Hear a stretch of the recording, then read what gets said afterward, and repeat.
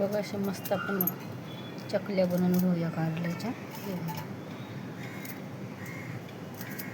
तर मी सगळे अशा कारल्याचं हे बाजूनं कट करून घेतलेलं आहे.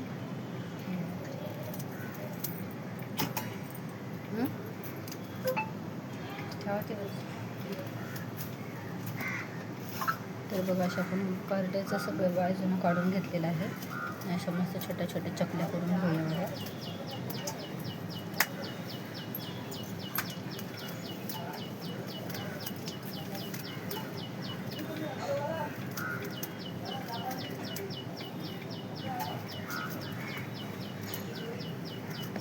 बघा असे मस्त कारल्याच्या आपण चकल्या करून घेतलेल्या घेतोय बघा सगळ्या. हे एकदम मस्त असं कवळं कारलं आहे बघा. तर बघा मी अशा मस्त अशा पातळ कारल्याच्या खापा करून घेतलेल्या आहेत आणि एकदम पातळ अशा करायच्या बघा मस्त. तर चला आपण दुसऱ्या पण कारल्याच्या करूया.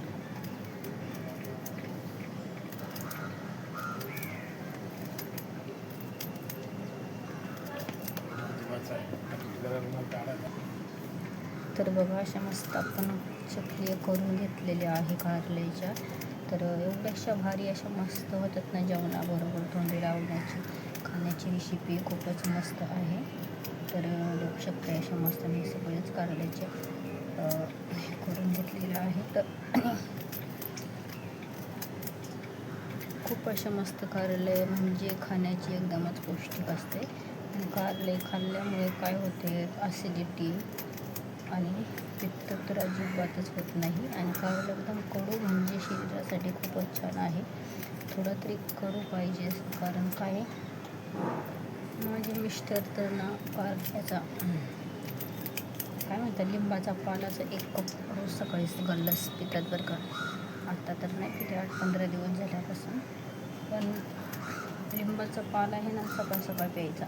1 गल्लास भरून त्यांना सगळं आपल्या पोटातले घाण रोग राय सगळं निघून जाते. तर कडू तर थोडंसं तरी आपल्या शरीरामध्ये पाहिजेच. आणि हे बघा एकदम आरोग्य आहे म्हणजे त्याला काही आजार वगैरे होत नाही बरं का. आणि असलं बी ना आजार तर निघून जाते कारलं आणि लिंबाचा पाला. लिंबाचा पाला पण खूप असं मस्त आयुर्वेदिक आहे. तर हे बघा. आणि कुणाला जर हे असेल ना शुगर असली ना त्याच्यासाठीच तर कारलं तर खूपच महत्त्वाचं आहे. लिंबाचा पाला कारलं खूप महत्त्वाचं आहे. ज्याला शुगर असं पित्त वगैरे जर असेल ना त्यानं तर लिंबाचा पाला 1 कप पिऊ शकता. आणि असं कारलं पण कडू असं 2-4 दिवस म्हणा 8 दिवसातून जसं जमेल तसं कारलं पण खाल्लंच पाहिजे बरं का. तर अशा मी मस्त अशा खापा करून घेतलेल्या आहे बघा कारल्याच्या.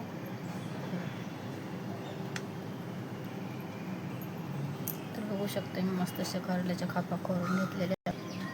तर बघा मी असं लिंबू कापून घेतलेलं आहे आणि ह्याच्यामध्ये वरती आपण ना लिंबू पिळून घेऊया. हे बघा असं मस्त लिंबू आपण पिळून घेतलेलं आहे मी.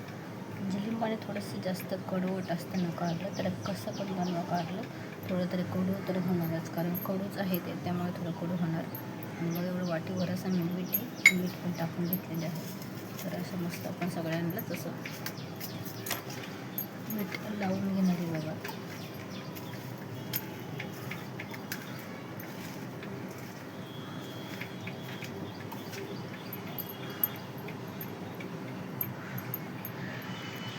तर बघा बघू शकता मी असं सगळं कारल्याला मीठ लावून घेतलेलं आहे.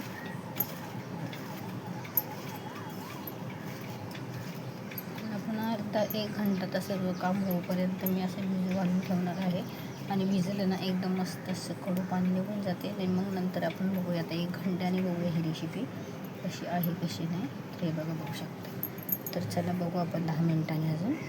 बघू शकता मी असे मस्त असे कारले आपले भिजलेले आहेत. तर आता आपण सगळ्या अशा हातानं बघा चोळून घेतलेले म्हणजे आपलं कडू पाणी आहे ना सगळं असं निघून जाईल. ते बघा मी असं मस्त पिळून घेऊन इथं पाण्यामध्ये टाकून घेत आहे बघा.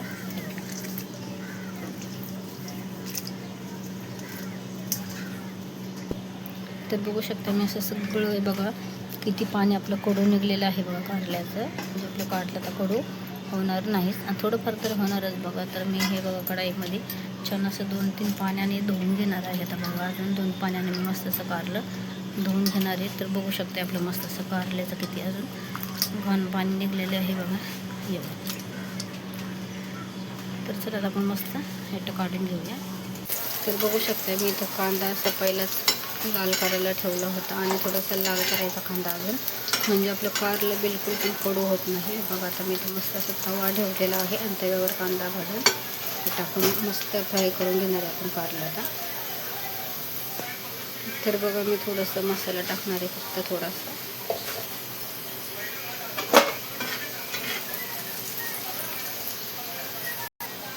तर इथं बघा मी थोडीशी आमचूर पावडर टाकलेली आहे. आमचूरनं काय होते, मस्त असं कारलं एकदम टेस्ट भारी लागत असते. त्यामुळे आपण अशी मगा इथं मी आमचूर पावडर टाकलेली आहे. त्याला आता आपण कारलं मस्त स्वच्छ धुवून घेतलेलं आहे. मी बघायच्यात टाकून घेणार आहे.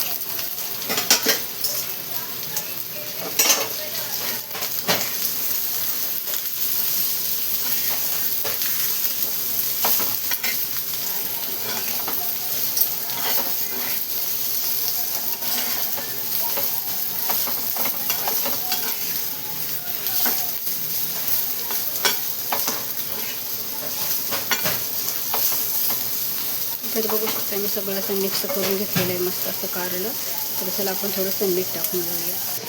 आणि इथं बघा मी थोडंसं मीठ टाकून घेतलेलं आहे आणि मला हाताचाच अंदाज कळतो बरं का. मला चमच्याने मिठाचा अंदाज अजिबात पण कळत नाही, त्यामुळे मी हाताचाच वापर करत असते.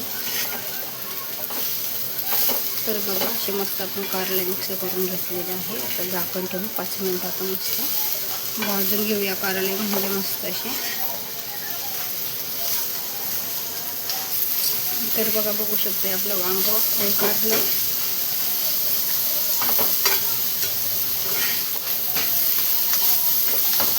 बघा सगळं मी परतून घेतलेलं आहे. बघू आता आपण 10-5 मिनिटांनी कसं होतं आहे आपलं कारलं. एवढं तर भाजी लागतं ना मैत्रिणीवर, हे जेवणाबरोबर कारलं.